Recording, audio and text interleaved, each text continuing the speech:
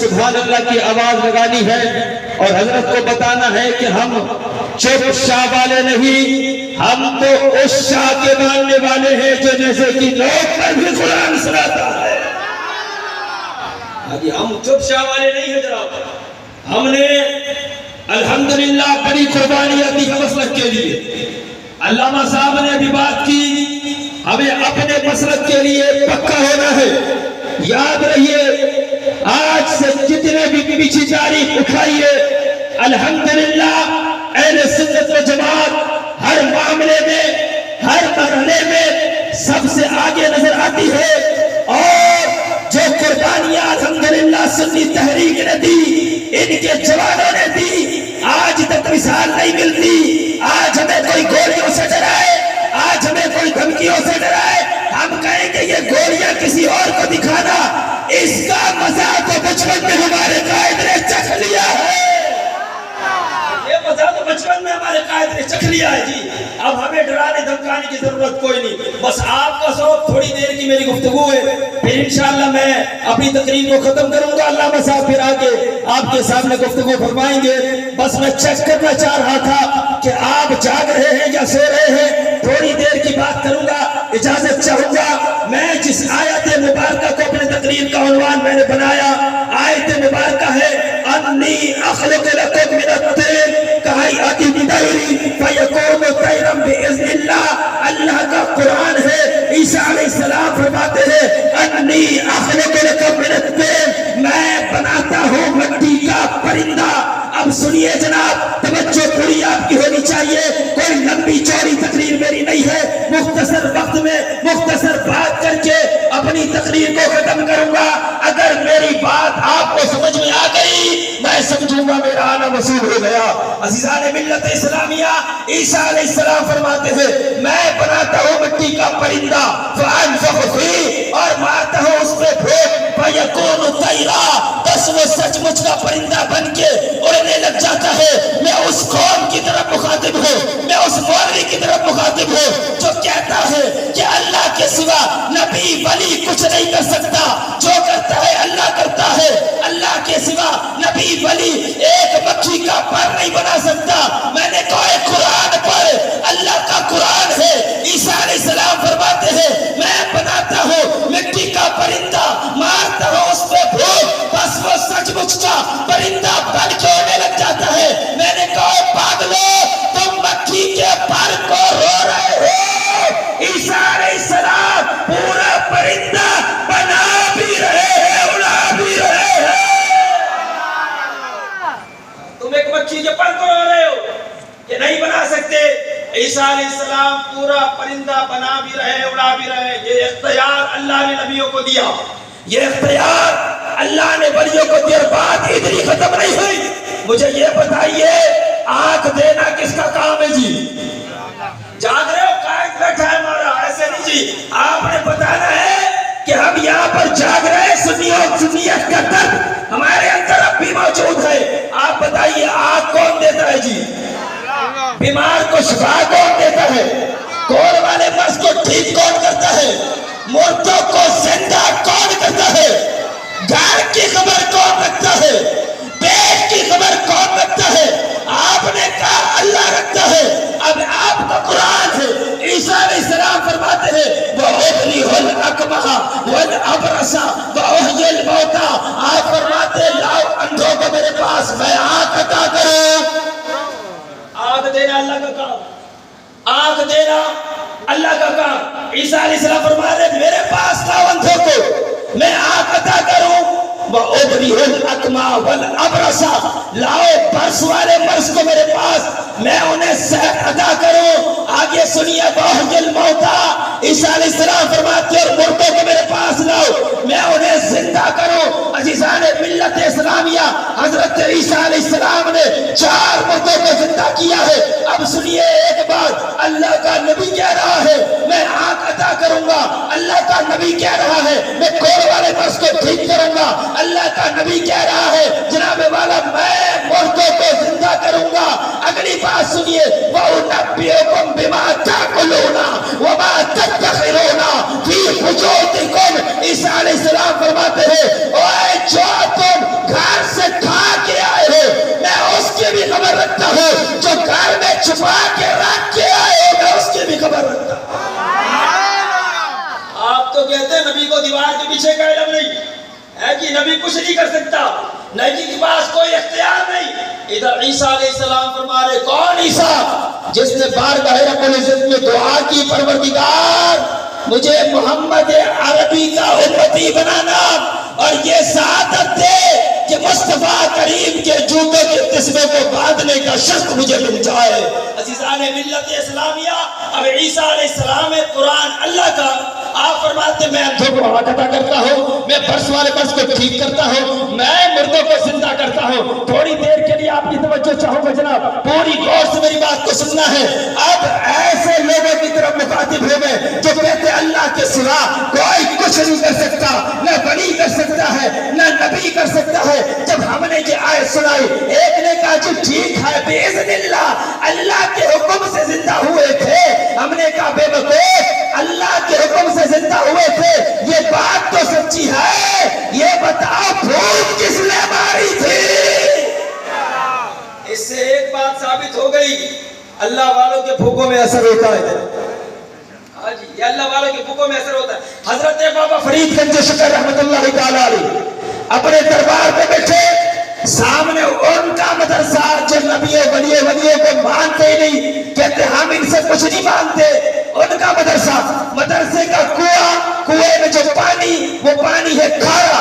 اب بچے پانی بھرنے کے لیے دور کنویں میں جا رہے ہیں۔ ایک دن بچے نکلے پانی بھرنے کے لیے، بابا فرید بیٹھے، آپ نے پوچھا کدھر جا رہے ہو؟ کہا حضور ہمارے مدرسے کا پانی کھارا ہے، دور کنویں سے میٹھا پانی لانے جا رہے ہیں۔ اگر بات سمجھ میں آ جائے، سبحان اللہ کی صدا بلند کرنی ہے جناب والا۔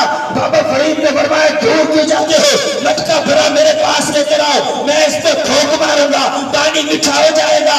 اب جناب والا بچے لے کر آئے، حضرت بابا فرید گنج شکر نے ایک پھونک ماری، پانی میٹھا ہو گیا۔ بچے مدرسے گئے، استاد نے کہا اتنی جلدی کیسے آ گئے؟ کہا دور جانے کی نوبت ہی نہیں آئی، صاحب نے ایک بابا بیٹھا تھا، اس نے ایک پھونک ماری، پانی میٹھا ہو گیا۔ سارے مولوی کھڑے ہوئے، چلو ہم بھی بابا کے پاس چلیں گے۔ سارے بابا جی کے پاس پہنچ گئے، پہنچنے کے بعد فرمایا بابا آپ نے کیا پڑھا تھا جو پانی میٹھا ہو گیا؟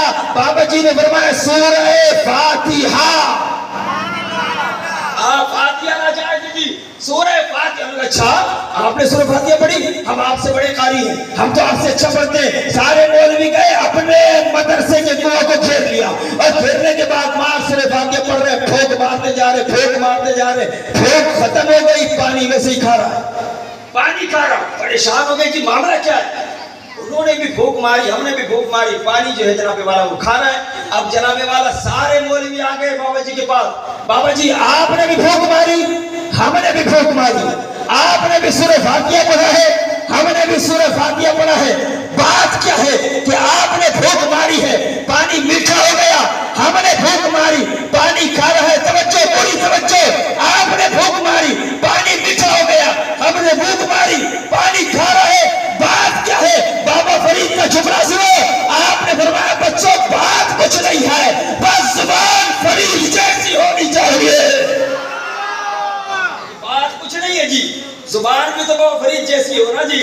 اب جس زبان سے تم حضور کی شان میں گستاخی کرو، ولیوں کی شان میں گستاخی کرو، پھر اس زبان میں تاثیر ہوتی ہے جناب؟ نہیں۔ اب ایسے مولویوں کے پاس اگر ایک معذرت کے ساتھ عیسائی کا جو بچہ ہے نا، بچہ جو بھنگی ہوتا ہے، وہ بھی ایسے مولویوں کے پاس جائے نا اور جا کر ایک سوال کرتے، یہ بتائیے آپ کا نبی مردوں کو زندہ کرتا ہے؟ یہ کیا کہے گا؟ نہیں جناب، مردوں کو زندہ کرنا تو اللہ کا کام ہے، اللہ کے سوا تو کوئی کچھ نہیں کر سکتا، نہ نبی کر سکتا ہے نہ ولی کر سکتا ہے۔ وہ کہے گا اچھا یہ بتائیے آپ کا نبی کوڑ والے مرض کو ٹھیک کر سکتا ہے؟ نہیں جناب، کیسی بات کر رہے ہیں، یہ کام تو اللہ کا ہے، اللہ کے سوا کوئی کسی کو ٹھیک نہیں کر سکتا۔ وہ کہے گا یہ بتائیے آپ کا نبی اندھے کو آنکھ عطا کر سکتا ہے؟ کیسی بات کر رہے ہو جناب، یہ تو اللہ کا کام ہے، اللہ کے سوا کوئی کسی کو آنکھ نہیں عطا کر سکتا۔ پھر وہ کہے گا اچھا مولوی صاحب یہ بتائیے آپ کا نبی گھر کی خبر رکھتا ہے، آپ کا نبی پیٹ کی خبر رکھتا ہے؟ نہیں نہیں نہیں نہیں نہیں، یہ تو غیب کی خبر صرف اللہ ہی رکھتا ہے، اللہ کے سوا کوئی نہیں رکھتا۔ کیا جواب دے گا؟ پھر وہ بچہ کہے گا جب آپ کا نبی اندھے کو آنکھ عطا نہیں کر سکتا, کوڑ والے مرض کو ٹھیک نہیں کر سکتا, مردوں کو زندہ نہیں کر سکتا, گھر کی خبر نہیں رکھ سکتا, تو پھر کیوں ایسے نبی کا کلمہ پڑھ رہے ہو؟ پھر پڑھو ہمارے نبی عیسیٰ علیہ السلام کا کلمہ. آپ کا قرآن ہے, آپ کے قرآن میں لکھا ہے عیسیٰ علیہ السلام مردوں کو زندہ کرتے ہیں, کوڑ والے مرض کو ٹھیک کرتے ہیں, اندھے کو آنکھ عطا کرتے ہیں. جب آپ کا نبی ایمی کچھ کر ہی نہیں سکتا تو پھر اپنے نبی کا کلمہ چھوڑیے, ہمارے نبی عیسیٰ کا کلمہ پڑھیے. کیا جواب دے گا جی؟ کیا جواب دے گا؟ ہے کوئی جواب؟ اس کے پاس تو ایک ہی جواب ہے, اللہ کے سوا کوئی کچھ کر ہی نہیں سکتا. اگر وہ کہے گا یہ بتائیے آپ کا نبی اندھے کو آنکھ عطا کر سکتا ہے, کیا جواب دو گے؟ یا اور سے بڑھو جو حضرات ہیں میں ان سے پوچھتا ہوں, بتاؤ اگر وہ بچہ تم سے سوال کرے کہ آپ کا نبی اندھوں کو آنکھ عطا کر سکتا ہے, کیا جواب دو گے؟ کوئی جواب نہیں. خدا کی عزت کی قسم, ہم سے کوئی پوچھے آپ کا نبی اندھوں کو آنکھ عطا کر سکتا ہے, ہم کہیں گے حضرت قتادہ کو کس نے آنکھ عطا کی تھی؟ یہ ہم سے پوچھے نا جی, ہم سے پوچھے کہ آپ کا نبی آنکھ عطا, ہم نے کہا حضرت قتادہ تیر لگی آنکھ پہ, ڈھیلا باہر آ گیا جی, ڈھیلا باہر آ گیا. دربار رسالت میں جا رہے, ہونا یہ تھا کہ اللہ کے بارے مولا آنکھ باہر آ گئی, یہ ٹھیک کر دے پروردگارا, میں کسی کے پاس نہیں جاتا, تیرے پاس آیا ہوں, تو ہی ٹھیک کرنے والا, تو ٹھیک کر دے. نہیں, صحابہ کا عقیدہ دیکھیے, آپ ہاتھ میں ڈھیلا لے کر دربار رسالت کی طرف جا رہے ہیں. پتہ کیا چلا, جب بھی کوئی مشکل وقت آتا صحابہ سیدھا دربار رسالت میں جاتے, حضور وہاں سے طلب کے لیے ہاتھ اٹھا دیتے, اللہ مشکل آسان فرما دیتا. اب یہ ڈھیلا لیے دربار رسالت پر گئے, رش لگا ہوا ہے, صحابہ موجود ہیں, کھڑے ہو گئے. ایک نے کہا جی کیا معاملہ ہے, یہ ہاتھ میں ڈھیلا لے کر آئے ہو, تیر لگی ہے, ڈھیلا باہر آ گیا. کہا جائیے نا, جا کر سرکار سے کہیے صحابہ کا عقیدہ دیکھیے, سنیے, جو صحابہ کا عقیدہ ہے وہی ہمارا عقیدہ ہے. آپ نے فرمایا جاؤ سرکار سے کہہ دو اپنا مسئلہ. آپ نے کیا فرمایا؟ فرمایا کیوں کہوں یہ عطا وہ عطا چاہیے, کیوں کہوں یہ عطا وہ عطا چاہیے, اور ان کو معلوم ہے ہم کو کیا چاہیے. صحابہ کا عقیدہ تھا, نبی کو معلوم ہے جی, ہم جو گھر میں کھا کے آئے نبی اس کی بھی خبر رکھتا ہے, ہم جو چھپا کے رکھ کے آئے نبی اس کی بھی خبر رکھتا ہے. یہ ان کی طرح تھوڑی تھی جی, نہیں جی یہ اللہ کے سوا کوئی تو غیب نہیں جانتا. اچھا جناب والا, قتادہ گئے, ہاتھ میں ڈھیلا ہے, سرکار نے فرمایا کیا ہوا یا رسول اللہ, ڈھیلا باہر آ گیا. حضور نے بھی نہیں فرمایا اللہ کی طرف چلے جاؤ, جاؤ طبیب کے پاس جاؤ, ڈاکٹر کے پاس جاؤ, حکیم کے پاس جاؤ. میرے نبی کے پاک نے اس مقام پر اپنا لعاب دہن لگا دیا, کہو سبحان اللہ. یہ تو حضور کے لعاب دہن کے برابر بھی نہیں ہے, اور کہتے حضور ہماری طرح. اچھا جناب والا سنیے, اپنا لعاب دہن میرے مصطفیٰ کریم نے لگا دیا, لگانے کے بعد ڈھیلا فٹ کیا اس جگہ پہ, ڈھیلا فٹ. جب فٹ ہو گیا میرے آقا نے فرمایا پتا قتادہ کیا حال ہے, قربان جائیے. قتادہ کا جواب سنیے, سبحان اللہ کی صدا بلند کیجئے. حضرت قتادہ فرماتے یا رسول اللہ پتہ ہی نہیں چلتا تھا تیر لگا کب تھا, آنکھ نکلی کب تھی. یہ ہے صحابہ جی, یہ صحابہ, منٹ کے اندر تمام بیماریاں دور. کیا جواب دے گا یہ؟ ہم سے کوئی پوچھے کہ بتائیے آپ کا نبی کوڑ والے مرض کو ٹھیک کر سکتا ہے؟ ہم نے فرمایا سنو, میرے نبی کے حضرت عیسیٰ علیہ السلام کو سلام عقیدت ہے, دونوں ہاتھوں سے آپ مرض والے مرض کے پر ہاتھ پھیرے, اللہ انہیں صحت عطا فرما دے. مگر میرے نبی کی شان ہی نرالی ہے. میرے نبی کے پاک نے فرمایا غبار المدینہ شفاء من الجذام, اے میرے مدینے کی خاک کسی کوڑ والے پر پھینک دو, اللہ اسے بھی صحتیابی عطا فرما.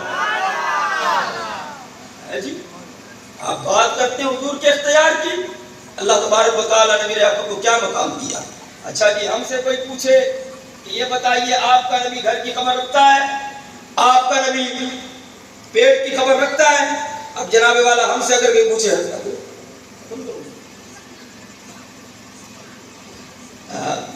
قائد سنی تحریک حضرت علامہ بلال سلیم قادری دعوت برکات اللہ کے سامنے پہلی مرتبہ گفتگو کر رہا ہوں, اور حضرت کا فیض بھی آ رہا ہے اس وجہ سے جو ہے, ورنہ میں ایسی کوئی خاص بیان نہیں کرتا, بس یہ حضرت کی برکتیں. ادھر جو ہے علامہ صاحب موجود ہیں, ان کی بڑی کاوشیں بھائی, ان کی علامہ صاحب کی بڑی کاوشیں یہاں پہ, بڑی جدوجہد انہوں نے کی مسلک کے لیے, اللہ تعالیٰ ان کے علم میں عمر میں برکت عطا فرمائے. ہاں جی، ہم نے بات جو ہے بس مختصر کر رہا ہوں کیونکہ اچھا نہیں لگ رہا کہ ہمارے قائد بیٹھے ہیں اور میں بول رہا ہوں. بس مختصر آخری بات میں کر کے اجازت چاہوں گا. ہم سے کوئی پوچھے آپ کا نبی گھر کی خبر رکھتا ہے؟ ہم کہیں گے جناب حضور نماز پڑھا رہے ہیں، صحابہ موجود ہیں پچھلی صف میں. ادھر جو لوگ کھڑے ہیں پیچھے مجھے نہیں پتا کون کیا کر رہا ہے، جہاں تک مجھے نظر آ رہا ہے میں دیکھ رہا ہوں. اب حضور نماز پڑھا رہے ہیں پچھلی صف میں، حالت نماز میں رکوع کی حالت میں ایک صحابی نکل دی.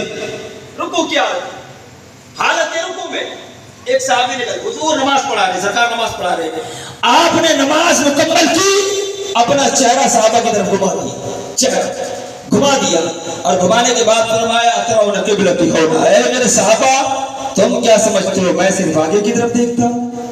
سبحان اللہ.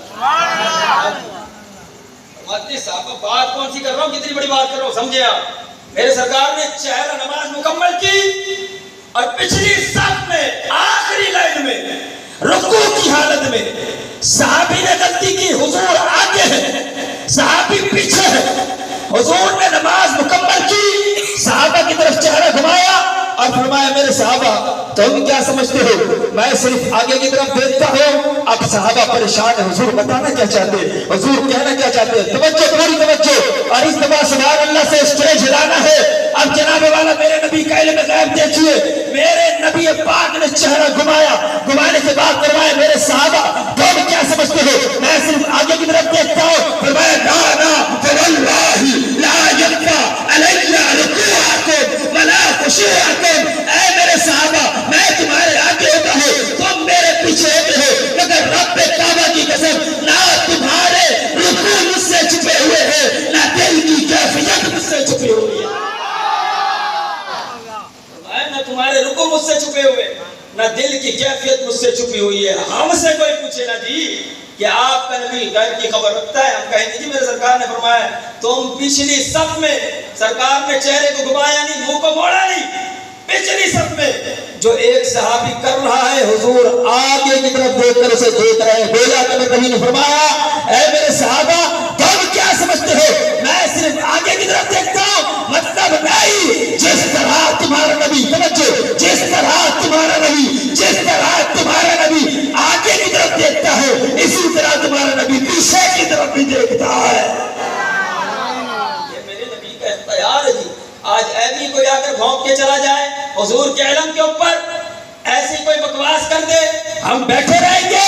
اور نہیں جناب والا ہم بیٹھنے والے میں سے نہیں ہے. ہم انتظامیہ سے گزارش کرتے کہ ان سے جناب والا ان کے منہ پر لگام ڈالو، ان کی بکواس کو بند کرواؤ، ورنہ ان کو جواب دینا سنی تحریک کو اچھی طریقے سے آتا ہے. صرف ہمیں اجازت مل جائے ہم ایسے گستاخوں کو منٹ نہیں لیتے چینل رسید کرنے.